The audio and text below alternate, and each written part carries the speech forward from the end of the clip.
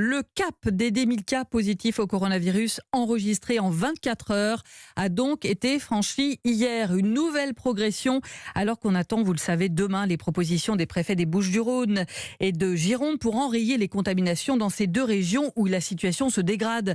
Bonjour docteur Jimmy Mohamed. Bonjour Fabienne, bonjour à toutes et à tous. On vous retrouve tous les jours sur Europe 1 dans la matinale de Mathieu Béliard et bien sûr tous les après-midi avec Mélanie Gomez dans son rendez-vous. Mais ce matin, dans le journal du dimanche, Jimmy, vous tapez du poing sur la table. Vous écrivez « Il faut siffler la fin de la partie ». Vous dites clairement avec d'autres grands noms comme le président de la Ligue contre le cancer Axel Kahn, fini les réunions en famille ou entre amis. C'est ça, c'est là qu'on se contamine ?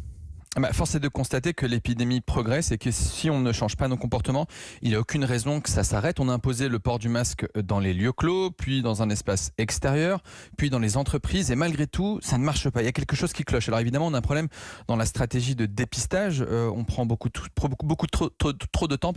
Sauf qu'on n'aurait peut-être pas besoin d'aller se faire tester si on avait les bons gestes. Et cela passe par être très vigilant à la maison. Alors je ne vous parle pas de vos enfants, je ne vous parle pas de votre papa, de votre maman. Je vous parle vraiment du cercle un tout petit peu plus large lorsque vous allez faire des réunions de famille. Évidemment qu'après le confinement, on a envie de profiter. Je pense qu'on a pu profiter cet été, mais là, il y a quelque chose qui se passe. Les épidémies sont clairement intrafamiliales. On se rend compte qu'on va tomber malade lors des mariages, lors des fêtes d'anniversaire, lors des réunions entre amis, puisque à ce moment-là, on va baisser un peu sa garde, étant donné qu'on a fait beaucoup d'efforts durant la semaine, et c'est là qu'on risque de tomber malade. En tout cas, on essaie de proposer quelque chose sans dictature sanitaire, sans vouloir faire peur aux gens, mais il va falloir évoluer, puisque on a un stade de diffusion du virus. Le temps où on cherchait les clusters semble quasiment révolu. On ne sait plus trop où les gens se contaminent, c'est-à-dire qu'on perd le contrôle du virus. Sauf que d'ici 15 jours, 3 semaines, on aura peut-être, je ne sais pas, je ne promets pas l'apocalypse, mais des indicateurs qui vont encore se dégrader, d'autant qu'en ce moment, les services sont en train de se remplir à un rythme inquiétant, même si pour l'instant, on a encore un petit peu de marge, il est encore temps d'agir. Alors Marlène Schiappa a répété ce matin au grand rendez-vous qu'on ne peut pas interdire les réunions privées. Ça a été retoqué d'ailleurs par le Conseil d'État. Elle en appelle à la responsabilité de chacun. Pour vous, le message n'est pas assez ferme?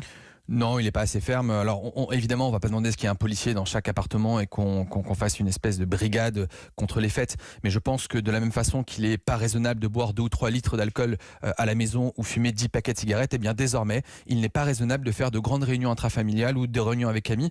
Donc je pense qu'il faut un message beaucoup plus clair. Là, les annonces de Jean Castex, ok, elles sont intéressantes, où on va enfin réduire cette quatorzaine à 1 semaine, mais ce n'est pas suffisant. Il faut qu'on change nos comportements. Et je pense que le gouvernement ne doit pas nous faire peur, mais au moins nous faire prendre conscience qu'il est temps de vraiment agir différemment. Sinon, dans 15 jours, 3 semaines, encore une fois, les services vont déborder. Même s'ils ne débordent pas, attention, puisqu'on parle beaucoup de cette deuxième vague. La deuxième vague, le principe, c'est d'amortir le flux hospitalier. Mais il y aura des morts, il y aura des séquelles. Donc si on pouvait éviter ça avec le port du masque et d'être un peu raisonnable, évitez de vous regrouper à plus de 5. Et si vous devez vous regrouper, mettez un masque, vous verrez, tout ira bien. Merci beaucoup, docteur Jimmy Mohamed. Et on a bien compris avec le message que vous faites passer ce midi sur Europe 1, il est encore temps d'agir et la solution est entre nos mains. C'est à nous de se responsabiliser. Merci beaucoup, Jimmy.